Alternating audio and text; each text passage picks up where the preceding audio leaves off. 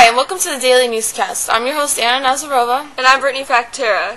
And you're in for a real big treat. Today we're going to be giving you the breaking news on the peasant revolt. But wait, first we have to change and get into the right time of age. 1 second.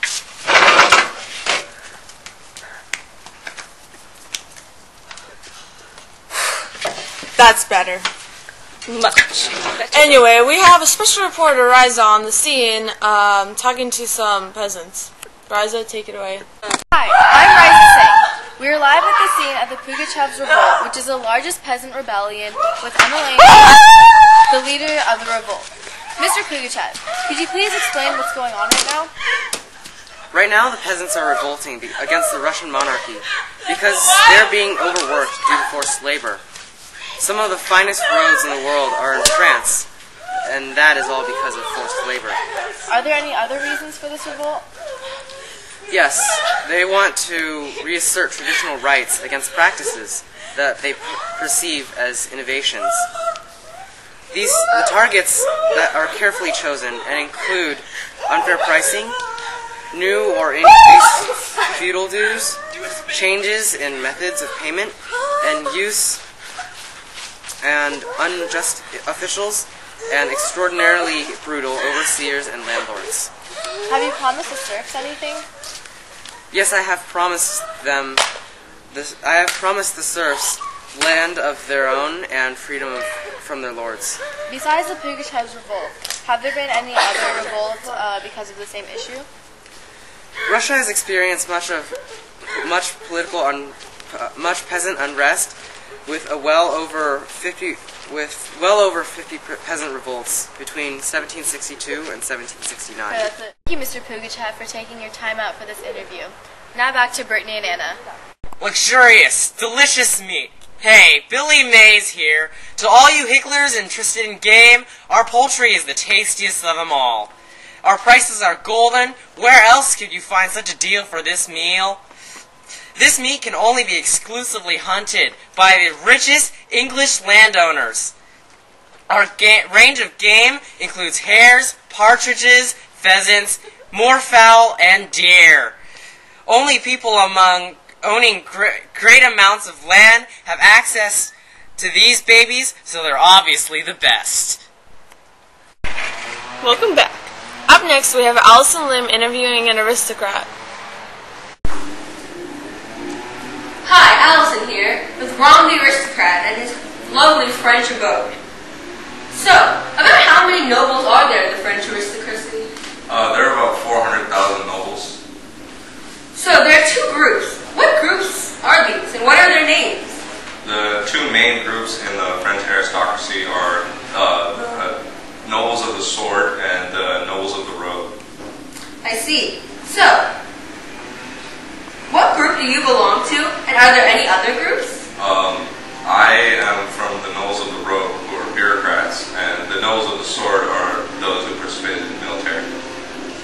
So, what are some of the privileges of being a noble in France? Well, the main privilege is I don't have to pay taxes because of my noble status. I see. So that was Ron's interview.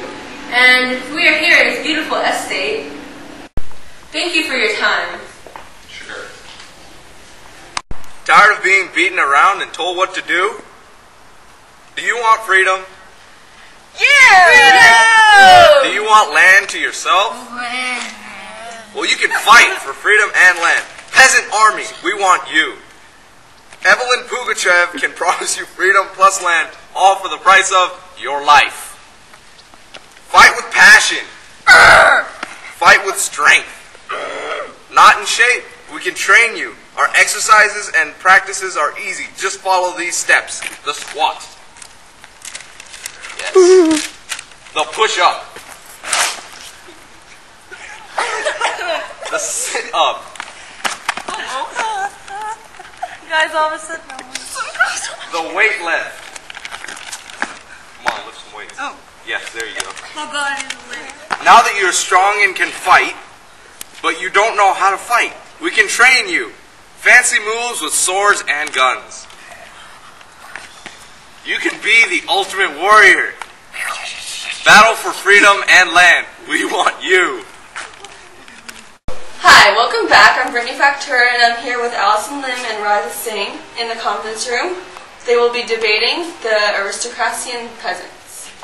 So I'm in favor of the peasants because some of the best roads in the world are in France, and that is because of the tillers. Without them, you wouldn't have these roads. Well, in favor of the aristocrats, if we didn't force them to build the roads, they wouldn't even be there. It'd just be dirt, and they wouldn't even be famous in France. Okay. Well, couldn't you at least give them some more rights for working so hard?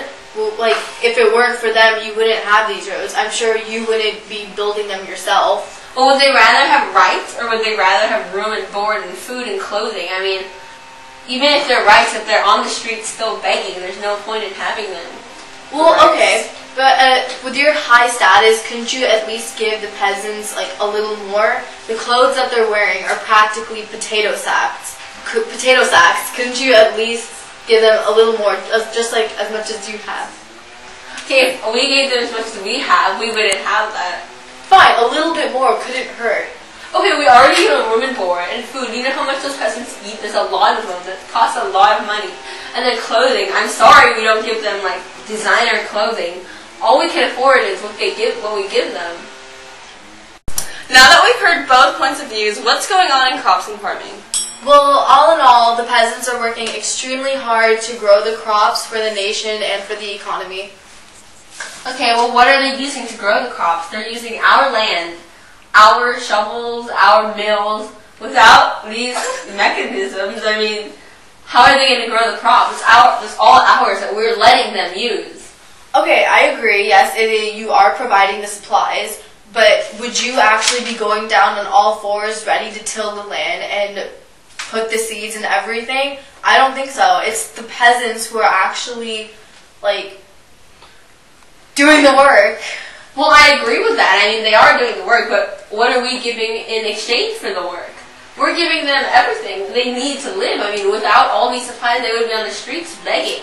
Yeah, as we discussed before, they aren't getting enough. And at least if they're growing all the crops, they're on the farm the whole day, they should at least be able to keep the crops that they're growing. At least a small minority of them, they should be able to keep for themselves for food. Well, we do give them food. We do give them a portion of the crops they make. But the rest has to go to our country. I mean, if the peasants weren't there, who's going to make all the food? Who's going to crop all the crops? Well, what about taxation? What's going on with that?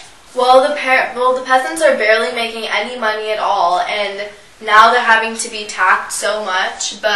And the aristocracy, they don't have to pay as much as the peasants do, but they're making more, and the peasants are barely making enough to survive. Well, you're right, but it's not like we just sit here all day eating potatoes and watching theater. It's not like we don't do anything. I mean, to keep our position in this society, we do have to work at it. Okay, but along with regular taxes, they have to pay fees to use the mill to grind grain when they're already feeding the nation.